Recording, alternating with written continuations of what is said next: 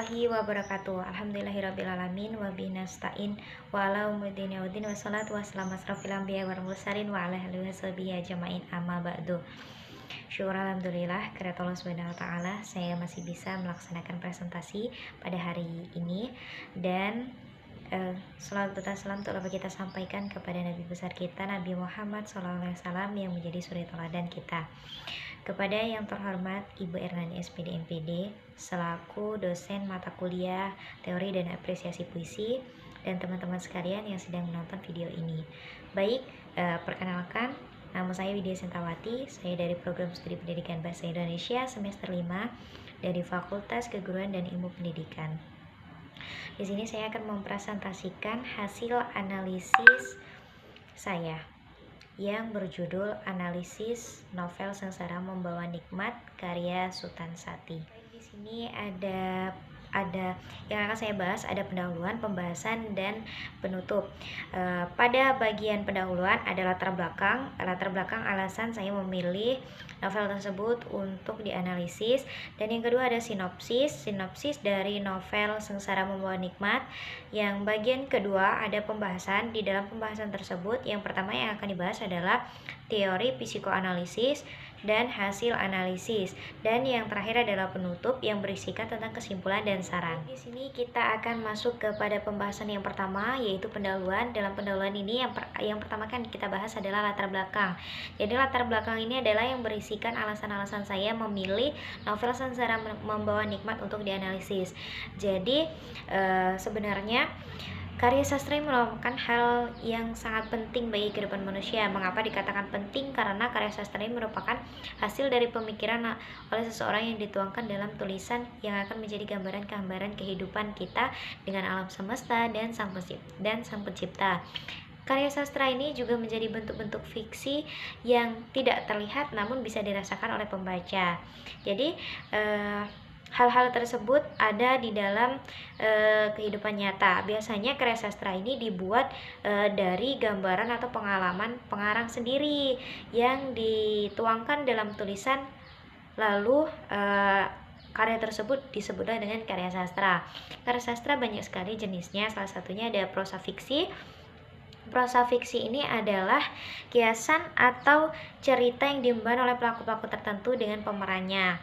Jadi latar serta tahapan dan rangkaiannya cerita tertentu yang bertolak dari hasil imajinasi pengarangnya sehingga menjadi suatu cerita. Sama halnya dengan karya sastra, prosa fiksi ini juga sangat penting, dan kita sebagai pembaca, atau bahkan kita sendiri sebagai penulis, kita wajib untuk mengapresiasikan agar prosa-prosa fiksi itu tidak hilang begitu saja atau tidak lagi langka dicari. Nah, maka bentuk-bentuk pengapresiasiannya tersebut bisa dengan cara memberikan penilaian atau penghargaan. Di sini saya sendiri penulis akan mengajak pembaca untuk mengapresiasikan prosa fiksi, salah satunya bentuk novel. Novel yang akan saya apresiasikan yaitu novel Sengsara Membawa Nikmat karya tulis dari Sutan Sati. Dan di sini saya akan mengapresiasikan novel tersebut dengan menggunakan teori psikoanalisis. Kita lanjut ke bagian yang kedua. Dari bagian yang pertama latar belakang tadi, yang kedua di sini saya akan memberikan sedikit gambaran tentang sinopsis novel Sengsara Membawa Nikmat karya tulis Sutan Sati. Jadi novel ini menceritakan seorang pemuda yang mempunyai nasib yang sengsara, miskin, tidak punya apa-apa, namun dia ini punya sifat yang sangat baik. Dia orangnya sopan, dia taat agama, dia juga pintar dengan silat. Maka pemuda itu adalah tokoh utama di dalam novel tersebut. Jadi karena sifat pemuda tadi yang sangat baik, dan ini ada seseorang pemuda lagi, ini adalah lawan dari tokoh yang tidak menyenangi dari tokoh utama yang bernama Midun tadi. Si tokoh pertama yang bernama Midun. Jadi ada pemuda lagi yang bernama Kacak. Kacak ini selalu tidak senang dengan si Midun. Jadi di dalam cerita tersebut menceritakan tentang perjuangan nasib seorang pemuda tadi yang selalu dibuat sengsara, mulai dari difitnah, dipenjara, terus niat-niat buruk dibunuh dan lain sebagainya, sampai akhirnya pada akhir cerita akhirnya si pemuda tersebut dapat mengubah nasibnya. Jadi nasib yang sengsara akhirnya menjadi orang yang sukses dan hidup dengan tenang. Itu saja sinopsis atau sedikit gambaran dari novel Sengsara Membawa Nikmat. Baik, kita akan lanjut kepada bagian yang kedua, yaitu pembahasan. Pembahasan yang pertama ini kita akan membahas tentang teori psikoanalisis. Saya mengambil teori psikoanalisis ini menurut salah satu ahli, yaitu yang bernama Sigmund Freud. Sigmund Freud ini merupakan seorang ahli kejiwaan yang mempelopori adanya teori psikoanalisis. Jadi dalam teori Freud membagi ini, struktur kepribadian itu dibagi menjadi 3 struktur, yaitu yang pertama AD, ego, dan superego.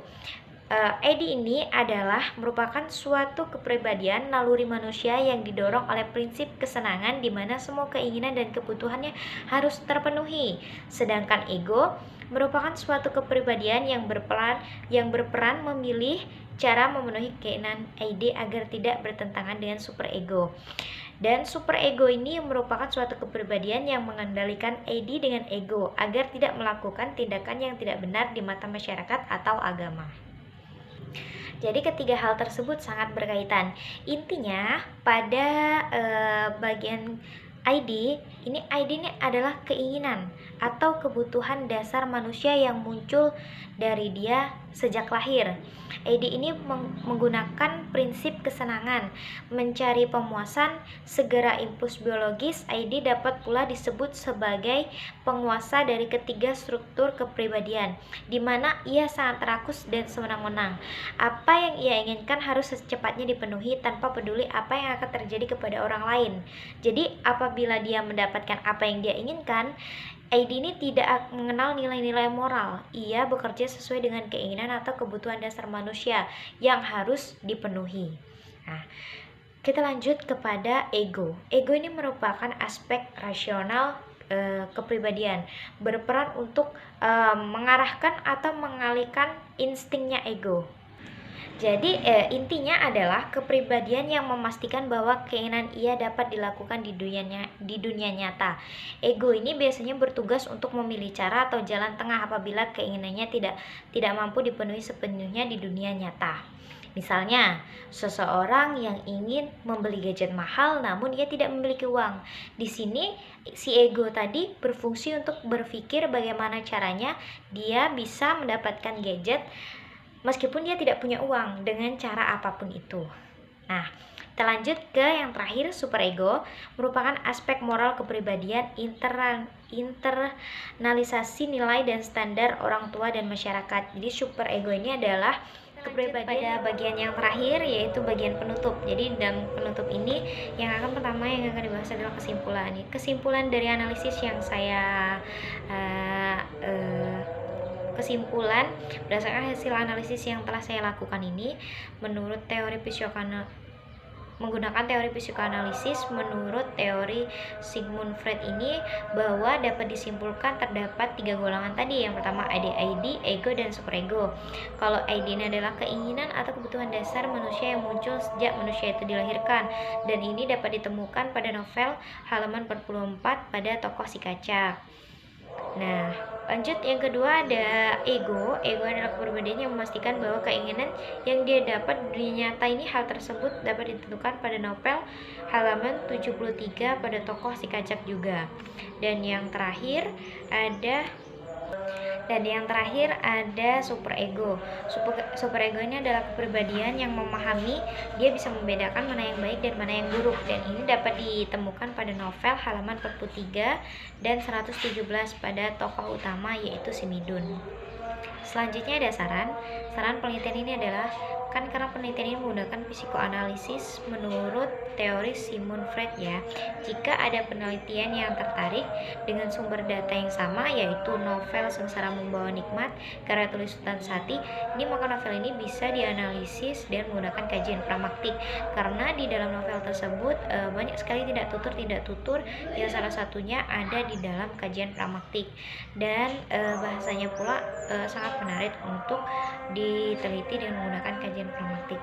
Mungkin itu saja hasil analisis yang saya paparkan. Lebih kurangnya saya mohon ampun, kepada Allah saya mohon maaf. Saya akhiri, wabillahi taufiq wal hidayah. Wassalamualaikum warahmatullahi wabarakatuh.